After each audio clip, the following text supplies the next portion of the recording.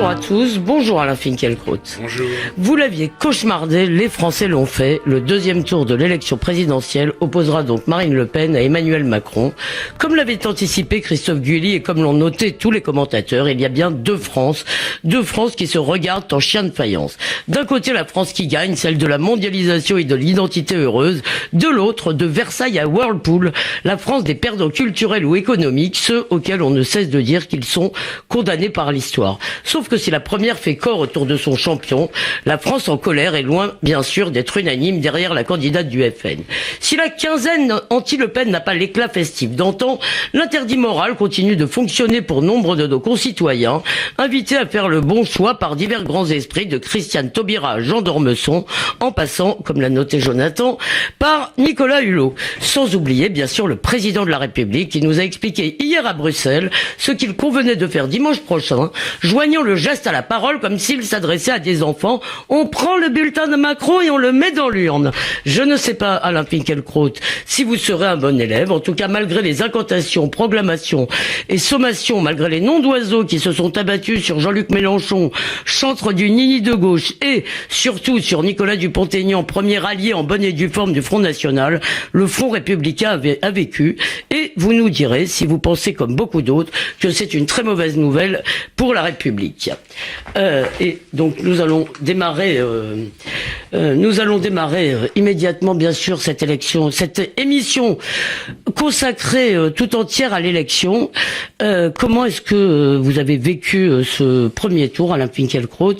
Vous aviez effectivement dit que ce que vous redoutiez le plus, c'était ce deuxième tour. Il arrive. Dans quel état d'esprit êtes-vous aujourd'hui? Et d'abord, avant de votre état d'esprit aujourd'hui, quelle est votre analyse de ce vote? Quelle est votre lecture de ce vote? Alors, il est vrai que dans un entretien publié par Le Figaro du 1er avril, je disais que jamais une atmosphère aussi lourdement prescriptive n'avait pesé sur une élection présidentielle.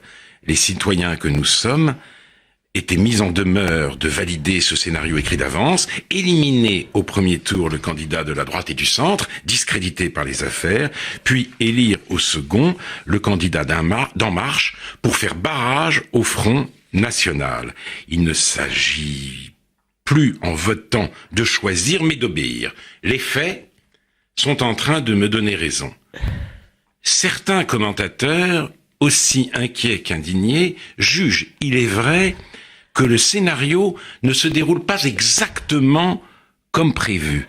Ils ne nous trouvent pas assez obéissants, ils déplorent l'écart qui se creuse entre le modèle proposé et la réalité effective. Vous l'avez dit, malgré la quasi-unanimité médiatique, le Front républicain ne prend pas, le barrage tend à se fissurer, 2017 n'est pas à la hauteur de 2002, ayant manqué de très peu la qualification au second tour, Jean-Luc Mélenchon digère mal sa défaite, il fait la gueule et ne donne pas de consigne de vote. Ce n'est pas seulement faire la gueule, mais on y reviendra peut-être. Oui. Tandis que des gaullistes historiques rejoignent, sans état d'âme, Marine Le Pen. Que se passe-t-il? La vigilance est-elle en train de se ramollir? La France s'accoutume-t-elle progressivement au pire? Ce n'est pas mon analyse.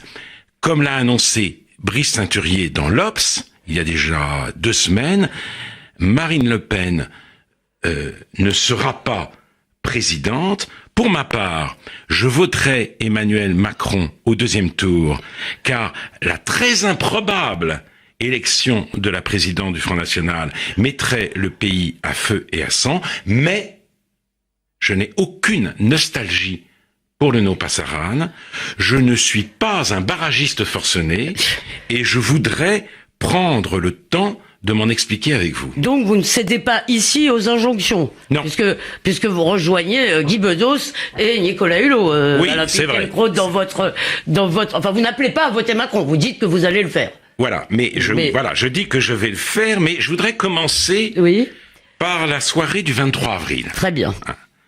Une fois les résultats obtenus, tous les candidats ont, comme c'est la règle, prononcé un discours devant leurs militants. Emmanuel Macron n'a pas dérogé à la règle, mais il a enfreint la coutume. Il est arrivé sur l'estrade du Palais des Congrès en musique et avec Brigitte à son bras. J'ai compris alors qu'il n'y avait pas pour lui davantage de politique française que de culture française ou d'art français. C'était un show, c'était l'Amérique, ce n'était pas le premier tour de l'élection du 7e président de la 5e République. Donc c'est à la fois la forme et le fait qu'il avait déjà gagné. Non, qu'il c'est la se forme. présenté comme un vainqueur. Ça ne m'a pas tellement gêné. Non, la musique et l'arrivée en fanfare sur la scène avec son épouse. Nicolas Sarkozy ne faisait pas ça? Non. Ce spectacle m'a navré et bien davantage irrité, je dois dire, que le pot de l'amitié à la rotonde. Je ne mets pas sur le même plan un moment de détente, peut-être inopportun, et un manquement à la tradition nationale.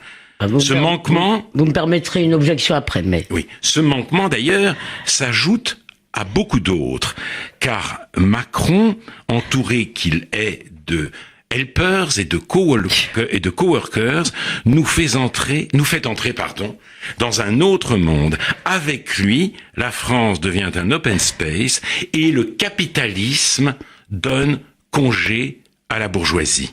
Ce que révèle son succès, par-delà les circonstances exceptionnellement favorables dont il a bénéficié, c'est l'apparition d'une nouvelle classe dominante, composée non plus de propriétaires, mais de ces planétaires qui travaillent dans les entreprises multinationales, dans les technologies de pointe, dans les médias, dans la publicité, dans le spectacle, qui sont consultants, cinéastes, artistes, fonctionnaires internationaux, traders ou start-upers, et qui sont rejoints par tous les pensionnaires moins bien lotis de la grande messagerie mondiale, graphistes, éclairagistes, maquettistes, designers, etc.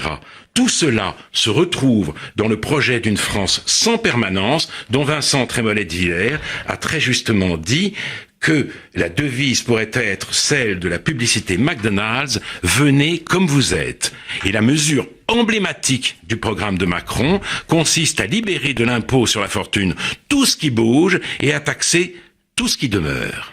Oui, mais alors justement, est-ce que tout de même, parce que dans le fond, quand on regardait les programmes économiques de Macron et de Fillon, il n'y a pas d'énormes différences, à part un peu cette rhétorique, toute cette, cette phraséologie, si vous voulez, de la modernité, très bien. Mais est-ce que vous n'exagérez pas tout de même le danger Macron?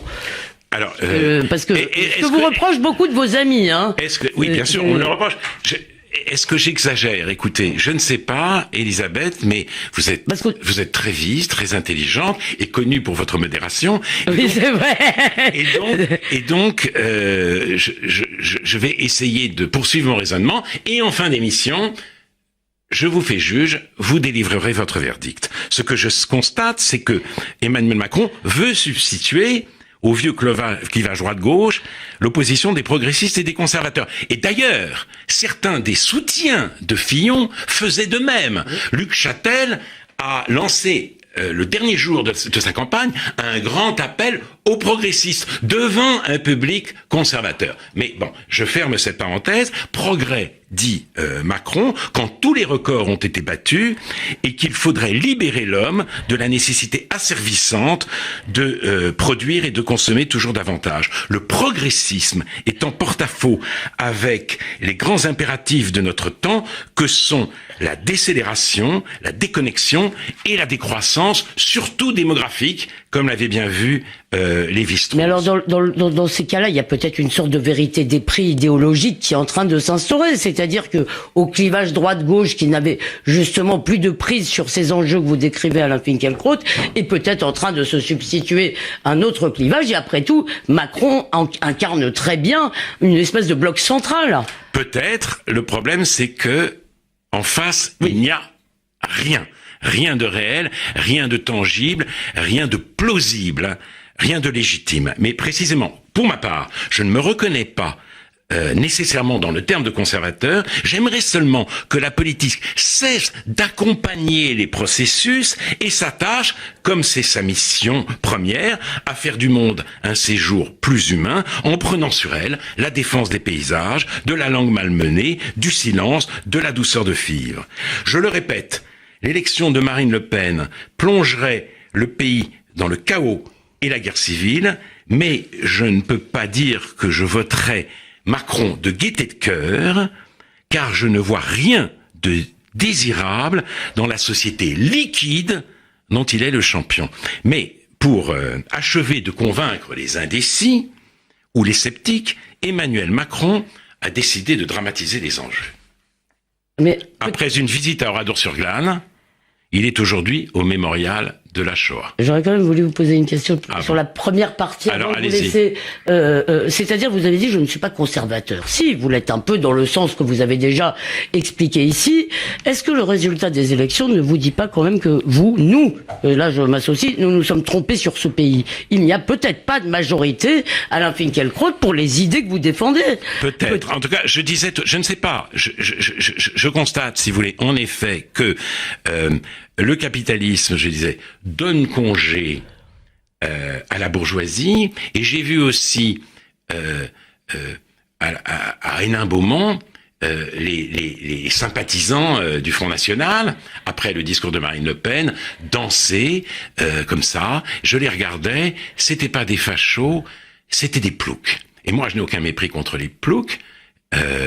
Les ploucs émissaires, comme disait Philippe Muret. Exactement. Ce que je me dis aujourd'hui, c'est que la société macronienne va laisser sur le carreau les ploucs et les bourgeois. Alors, peut-être est-ce inéluctable. La France d'avant, en quelque sorte. Ce n'est pas réjouissant. C'est ça, mais... la France d'avant. Alors, et juste pour vous lancer sur le deuxième, sur le sujet que vous alliez aborder, j'ai entendu sur France Info 2 survivantes d'Auschwitz qui se disaient terrifiées par Marine Le Pen. Voilà. Bon. C'est vrai. Alors, donc, il a décidé de dramatiser les enjeux. Après une visite à Oradour-sur-Glane, il est aujourd'hui au mémorial de la Shoah, Emmanuel Macron. Et cette initiative, je dois le dire, m'a mis, n'a pas eu sur moi l'effet escompté. Elle m'a mis même dans une colère qui a surpris et choqué mes proches. Je m'en excuse auprès d'eux, mais, alors vous me citez ce témoignage, mais c'est le fils de déportés en moi qui hurlait. Comment on ne peut pas faire de l'extermination des Juifs un argument de campagne? Les morts, et ces morts-là tout particulièrement, ne sont pas à disposition. Le devoir de mémoire dont on parle tant consiste à veiller sur l'indisponibilité des morts. Alors on me dira que le négationnisme continue à faire des ravages, et que le passage, même éphémère, à la tête du Front National de Jean-François Jalck, qui il y a quelques années rendait hommage au sérieux et à la rigueur des travaux de Robert Forisson, ne pouvait être passé sous silence. J'en conviens, mais alors, il fallait prendre l'intégralité du phénomène à bras le corps, et je ne suis pas sûr que les survivantes dont vous me parlez aient aujourd'hui, si vous voulez, l'énergie de le faire. Non, d'ailleurs, du reste même dans le témoignage, je peux pas le citer exactement, mais justement ce qu'elle reprochait à Marine Le Pen, c'était en particulier d'être contre les musulmans, etc. Mais l'antisémitisme musulman, effectivement, ne les arrangeait pas. La question négationniste, la question du négationnisme demande tout autre chose aux candidats En Marche vers l'Élysée qu'une halte rue Geoffroy-Lanier pour mobiliser l'électorat juif contre Marine Le Pen. Car ce ne sont pas des jeunes militants du Front National qui rendent impossible l'enseignement de la Shoah dans toujours plus d'écoles de la République, ou qui vont chercher sur Internet des faits alternatifs à l'existence des camps de la mort. De cette terrible réalité, je ne vois guère d'écho dans la campagne d'Emmanuel Macron. Il ne cesse de faire des clins d'œil aux jeunes des banlieues, et il réserve ses coups à la bonne vieille bête immonde. Et il est de ce fait en phase avec un certain esprit du temps, qui, en effet, a vendu la mèche du nouvel antisémitisme et du nouveau négationnisme, ou du nouveau souffle du négationnisme. Non pas des journalistes dont c'est pourtant la mission, mais des professeurs réunis par Georges Bensoussan pour écrire Les territoires de la République, avec des infirmiers, des policiers, des médecins, des maires. Il vient de récidiver dans la France soumise. Donc, dans la différence générale du reste. Voilà, c'est très intéressant, parce que la principale information sur le monde dans lequel nous vivons ne nous vient pas des professionnels de l'information. Pourquoi ? En vertu du no passaram, c'est l'antifascisme qui rend aveugle. Le Front National ayant préempté le thème de l'immigration de peuplement, on refuse de voir ce qui se passe pour ne pas faire le jeu de ce parti maudit. De peur d'être contaminé par le monstre, on occulte les problèmes qu'il pose et les faits mêmes dont il se nourrit. Fondé par des pétainistes et même par des collaborationnistes, ce parti doit être combattu sans relâche, et c'est Bensoussan qui fait les frais de cette bataille. Donc, si vous voulez, et qu'est-ce qu'on voit aujourd'hui ? Oui, mais encore une fois, pardon Alain, mais oui. Encore une fois, moi je m'interroge, quand on voit les votes, on se dit que peut-être nous-mêmes nous sommes, comme nous en accusent certains de nos amis, trop focalisés sur ces questions, et qu'en réalité elles intéressent moins, ou elles soucient moins, elles inquiètent moins nos concitoyens que nous, peut-être. Écoutez, peut-être, d'abord, ça reste à démontrer, peut-être. Macron est arrivé en tête, ce qui est un exploit. Oui. Parce que d'abord, effectivement, son mouvement a à peine 1 an. Il avait dit que son but n'était pas seulement de se qualifier, mais de battre au premier tour la candidate du Front National. Il l'a fait. C'est pourquoi, d'ailleurs, j'excuse, entre parenthèses, le petit arrêt à la rotonde. Il y avait quand même quelque chose à célébrer, mais il n'a fait que 23%, et de toute façon, un jour, la réalité nous sautera à la figure. Mais ce qu'on voit aujourd'hui, c'est la droite reprendre le flambeau de l'identité heureuse et rallier l'optimisme en marche pour terrasser l'hydre fasciste en France. Marine Le Pen sera sans doute vaincue, mais comment se réjouir d'une victoire du faux ? Alors, mais quand vous parlez d'un parti maudit, je suppose que vous avez lu est-ce que pour vous, alors vous avez parlé des origines en quelque sorte, mais est-ce que pour vous le Front National est, comme le disait Sternel par exemple, un parti anti-lumière ? Non mais je voulais vous faire réagir, ce texte m'a fait bondir, donc j'avais quand même il me semble que cette interprétation occulte en réalité le désir frustré de République qu'il peut y avoir dans ce vote-là. Donc, oui, vous avez raison, il y a un désir frustré de République. Je ne suis pas du tout d'accord avec l'article de Zev Sternel, d'autant plus que contre l'idéologie du Front National, il définit la nation comme une population assemblée sur un certain territoire, oui. sans aucun ancrage généalogique. Or, oui. Il a rejoint Israël, il a rejoint l'État juif. Donc, il est en quelque sorte dans cette éloge des Lumières, dans cette antithèse qu'il fait entre les Lumières et les anti-Lumières, en contradiction avec lui-même, avec le sionisme auquel il a donné toute sa vie. Bon, mais je ferme la parenthèse. Cela étant, je ne crois pas, pour le moment, à la normalité du Front National. Alors, je ne voudrais pas essentialiser ce parti, parce qu'on ne peut pas retourner contre lui une philosophie ou un argumentaire que l'on juge détestable, mais ce n'est pour le moment pas seulement son passé qui a décidément du mal à passer, comme en témoigne l'affaire Jean-François Jalc, c'est son présent qui ne laisse pas d'inquiéter. Le Monde rappelait récemment que lors d'un débat avec Manuel Valls dans l'émission les paroles et les actes sur France 2, le 6 février 2014, Florian Philippot a dit « Nous visons tous à ce que les étrangers, si un jour ils deviennent français, soient français, soient fiers de la France, éternellement attachés. » Quand même, Monsieur Valls, les mots n'étaient pas choisis au hasard. Lors d'une interview à Radio Judaïka en 2011, l'ancien Premier ministre avait déclaré « Par ma femme, je suis lié de manière éternelle à la communauté juive et à Israël, quand même, l'expression quand même est devenue chez Alain Soral un gimmick soulignant la soumission supposée des élites politiques au sionisme. Donc ce quand même était un message. Mais il vient pas de l'ADN historique du Front National. Non, justement, c'est bien pour ça. Ce quand même là. Donc, bien sûr, c'est pour ça que je dis que je ne veux pas simplement rabattre le Front National sur son passé. Je constate ce qu'il en est aujourd'hui.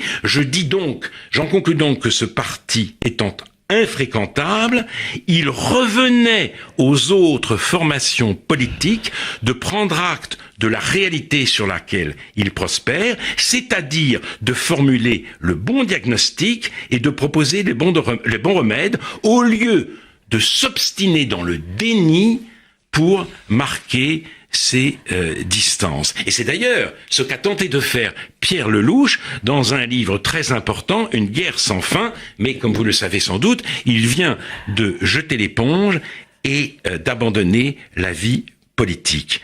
La classe politique a choisi, si vous voulez, de marquer la lucidité du sceau de l'infamie pétainiste. D'où ma question: jusqu'à quand ce barrage va-t-il tenir?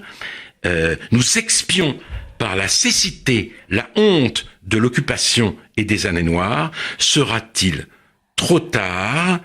Les jeux seront-ils faits quand nous recouvrirons la vue? Mais ne faut-il pas, Alain Finkielkraut, qu'il y a un moment, cette France d'avant, où en réalité, il y a à la fois, comme vous l'avez d'ailleurs très bien noté, la bourgeoisie et les ploucs, c'est-à-dire ce que j'ai appelé les perdants, en fait, culturels et les perdants économiques, disons.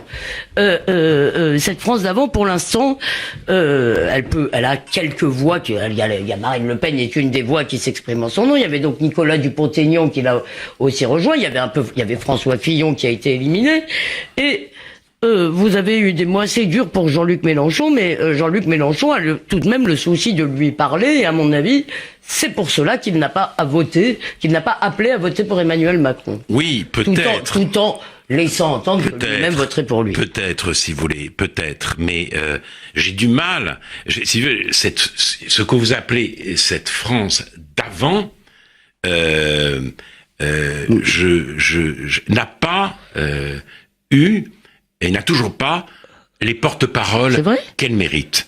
Jean-Luc Mélenchon, il est vrai, parlait de la patrie, mais sur toutes les graves questions liées à l'immigration de peuplement, il ne voulait rien voir, et quand on l'interrogeait sur le communautarisme, il citait une lettre du CRIF envoyée à je ne sais quelle instance de l'Union européenne pour dire qu'il faut arrêter de stigmatiser nos compatriotes musulmans. Et quant à la laïcité, nous l'avons déjà dit, pour lui, le problème, c'est le maintien du concordat napoléonien en Alsace-Moselle. Donc, mais si vous voulez, je voudrais terminer, peut-être, oui, parce que nous allons bientôt terminer, par une... Vous voulez une question sur Dupont-Aignan, une minute? On a le temps. Allez-y.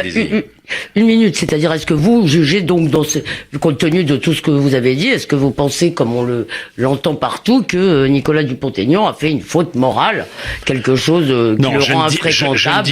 Je ne dirais pas cela. Peut-être, je ne mets même pas en doute sa sincérité. Il n'y a pas que lui. Il y a Marie-France Garot. Il y a un peu Henri Guénaud aussi, semble-t-il. Je ne suspecte pas leur gaullisme, mais je pense quand même, étant donné ce qu'est ce parti que j'ai décrit, que ce n'est pas une faute morale, c'est quand même une faute politique. Et de toute façon, j'attends autre chose. J'attends des formations politiques nées républicaines et qui restent républicaines, justement, de prendre en charge les problèmes que le Front National traite, parce que précisément le cordon sanitaire, c'est pas simplement un cordon sanitaire autour du Front National pour nous protéger du Front National, mais c'est pour nous protéger aussi de la réalité dont il nous parle. Et des questions qu'il pose. Et des questions qu'il pose. C'est pour nous protéger des questions qu'il pose. Exactement. Et des demandes de ses électeurs. Je terminerai par une petite anecdote. j'ai appris quand le programme d'agrégation de lettres modernes en littérature comparée, proposait 3 poètes. René Char, Federico Garcia Lorca, Mahmoud Darwish. René Char pour Fureur et Mystère. Compte en commun ces 3 poètes la résistance à l'hitlérisme, au franquisme, au sionisme. Ainsi, l'université propose-t-elle à ses futurs professeurs de réconcilier le nouveau public scolaire avec la France sur le dos des Juifs. Alors c'est un raccourci, je le concède, oui. Et nul ne raisonne sans doute de manière aussi radicale. Je crois cependant que nous avons plus à craindre dans les temps qui viennent de la fanatisation de la bien-pensance que de la résurgence du fascisme. Mais Darwish, quand même, je ne sais pas bien ce qu'il raconte dans ses poèmes, mais c'est une résistance pacifique ou une résistance Non, c'était le plus, Darwish était hostile au processus de paix. Il n'était sans doute pas, évidemment, pour jeter tous les Juifs à la mer, bien entendu, non, mais c'est justement... C'est un militant, c'est ça ma question. La grande différence entre les intellectuels et les écrivains palestiniens et les intellectuels et les écrivains israéliens, c'est que les Israéliens veulent modérer leur gouvernement, alors que les intellectuels et les écrivains palestiniens, justement, se révoltent contre toute forme de modération. Bon, merci, cher Alain Finkielkraut. Donc, dimanche prochain, vous irez voter, donc, si j'ai bien compris...